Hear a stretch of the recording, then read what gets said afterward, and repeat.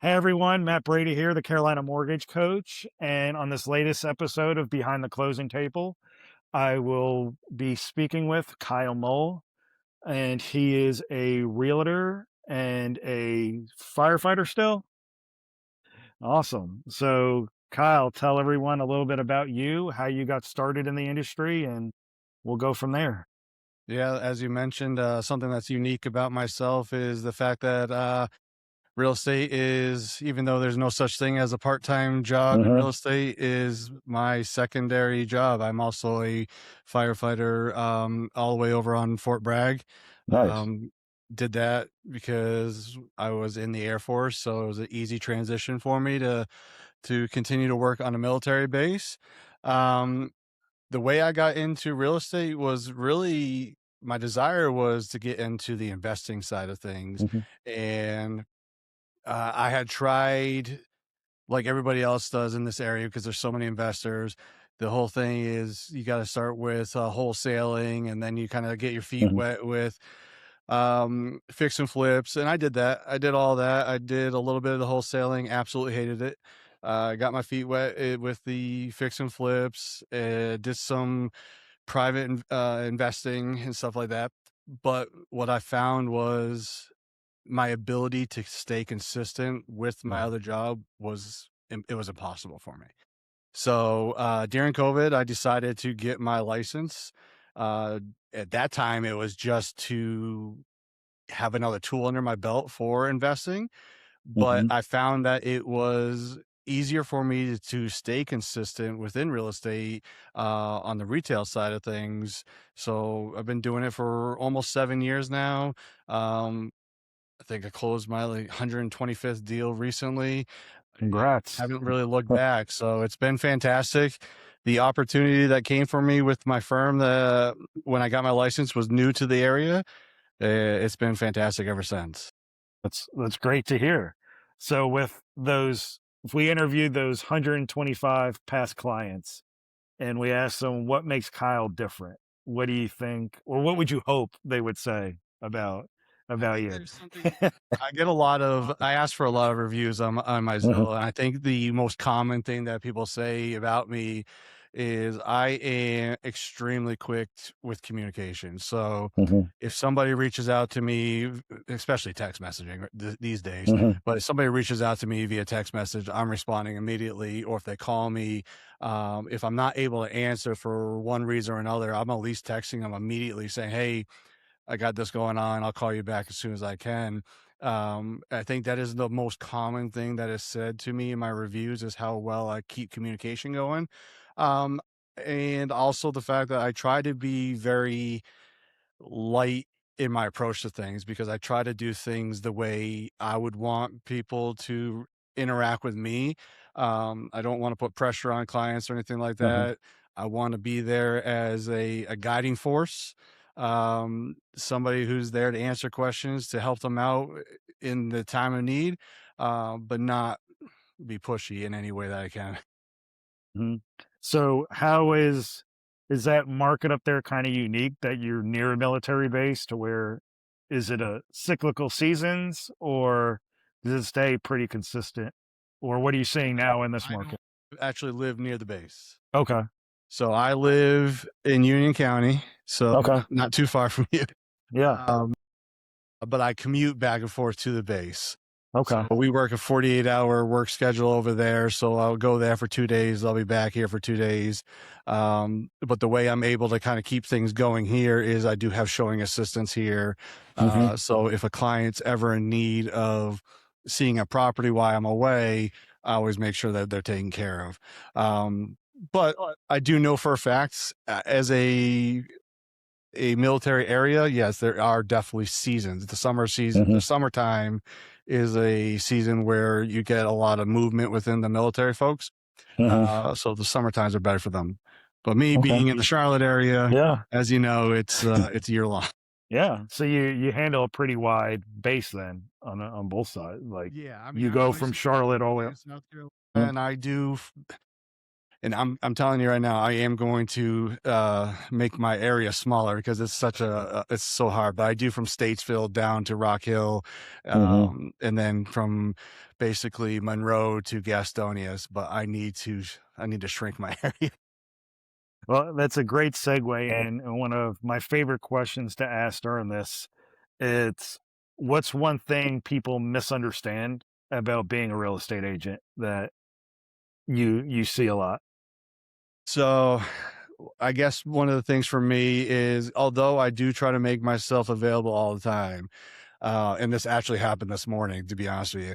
I do have clients who want to reach out to me at midnight, 2 o'clock in the morning. I had a call this morning at 6:30 in the morning.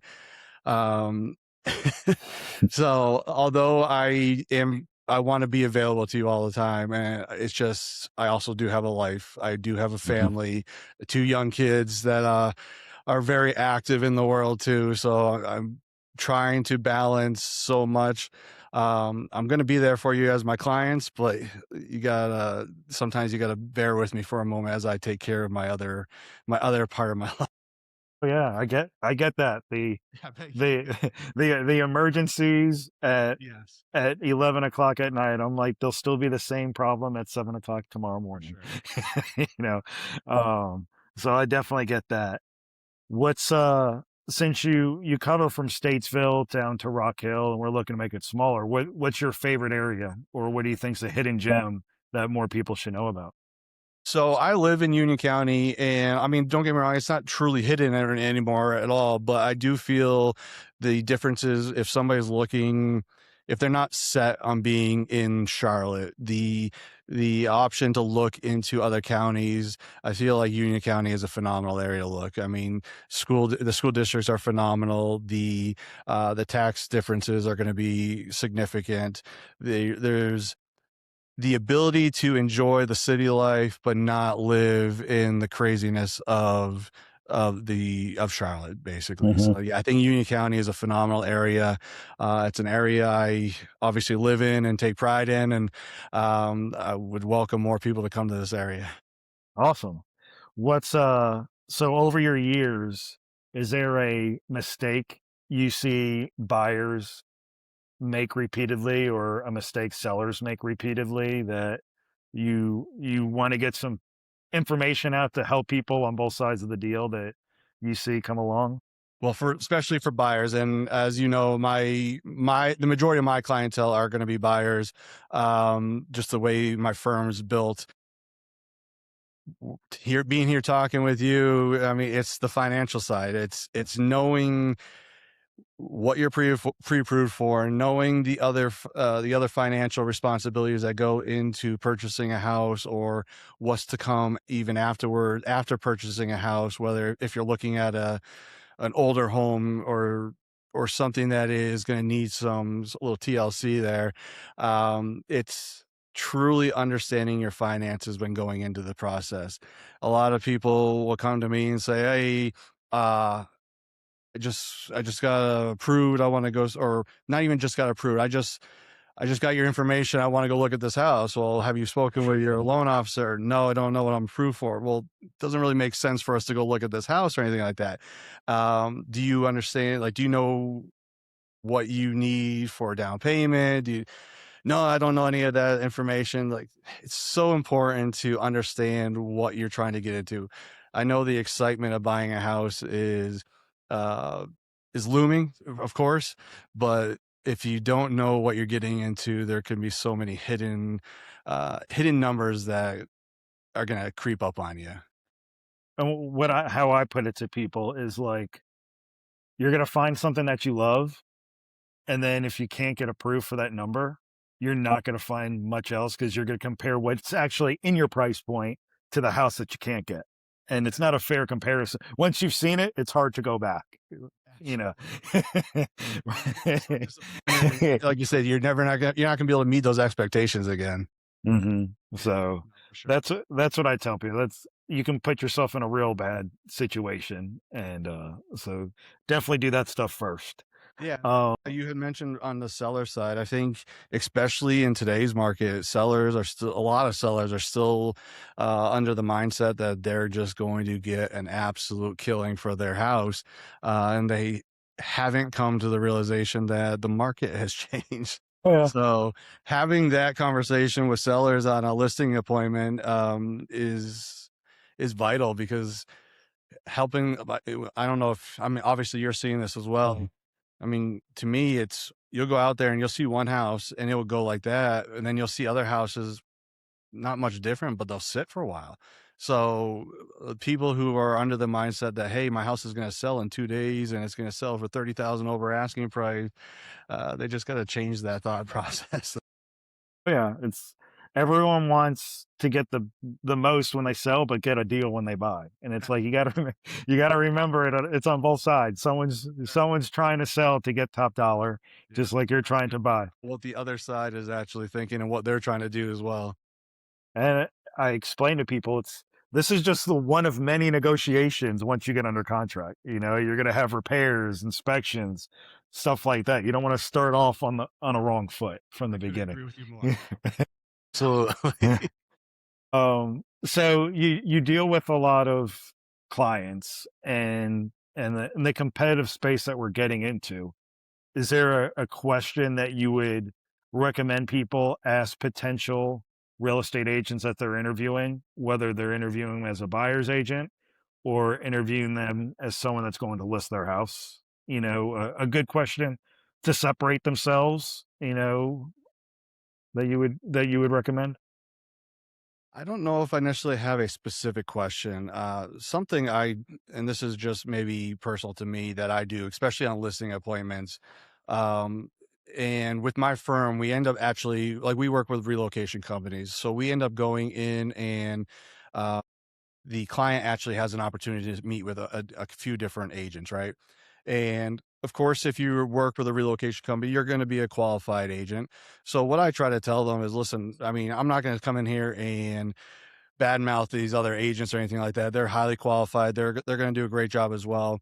It's more about the personal connection. This is a short-term relationship, or it could be a long-term relationship, hopefully.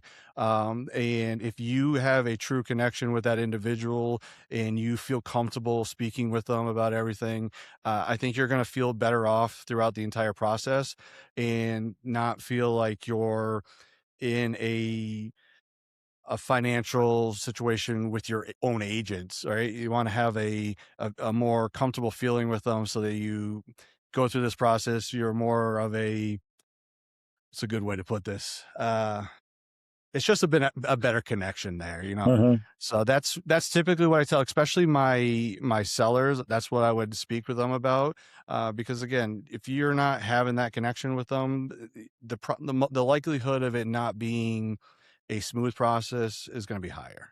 Uh-huh. Is there a Since you deal with a lot of buyers, is there a lot of myths that you come across that you wish you could put an end to where a buyer says something, whether they feel like they need 20% down or they feel a certain way that's, it really isn't that, but they come with a preconceived notion buying a house that this is something that is involved. Luckily, I mean, and don't get me wrong, with the amount of deals I've done, you're absolutely gonna have a mixed match of, individuals who are a certain way and individuals who are another, Uh-huh. but for sure, what you're talking about there definitely comes about.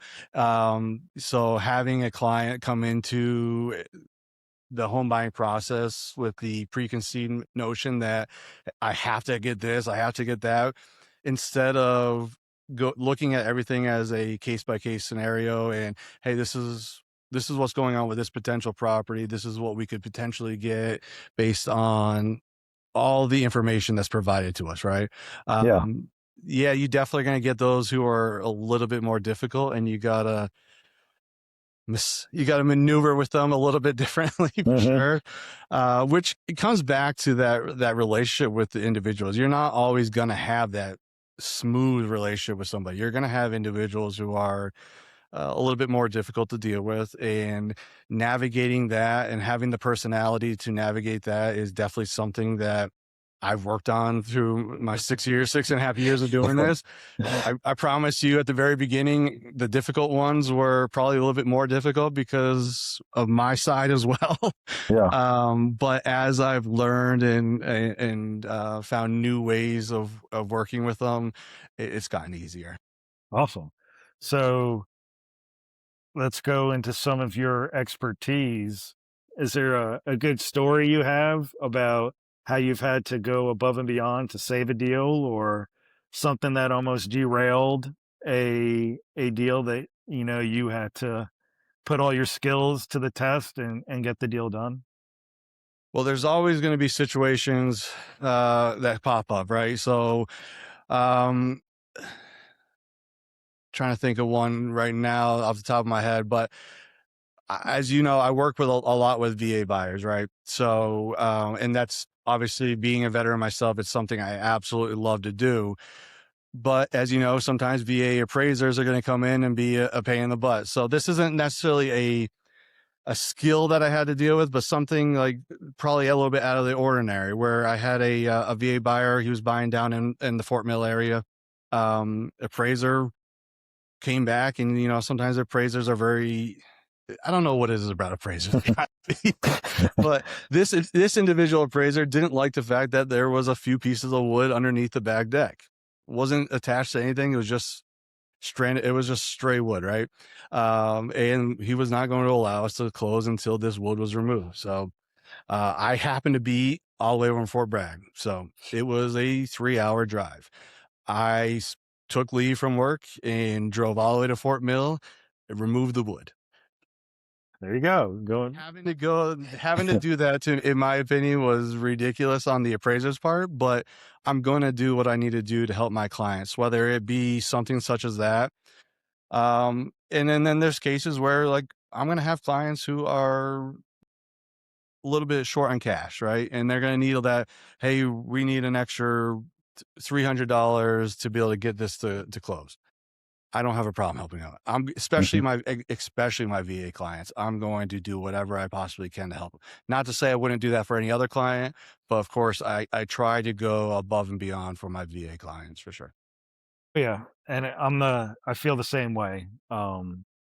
We these people do so much, and I feel like it's the best loan out there, but it's the most misunderstood one, from sellers to other real estate agents to even the borrower themselves. Yeah, A lot of them don't realize it's 0% down. A lot of them don't realize you can use it more than once.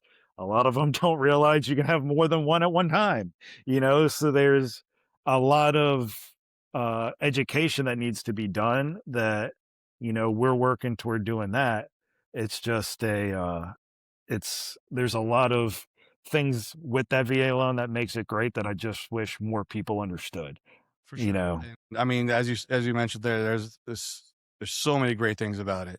And don't get me wrong, there's a couple pain in the butt things about it too, as far as the extra steps when it comes to certain hmm types of properties. But in the long run, it is the best loan out there, in my opinion. definitely. So we're in a wild market now, with you know inventory, interest rates, news, just, and we're in the hotbed. Everyone's moving to the Carolinas. For sure. Um, what would be a piece of advice on both sides you'd give to someone that's thinking about buying in the next year?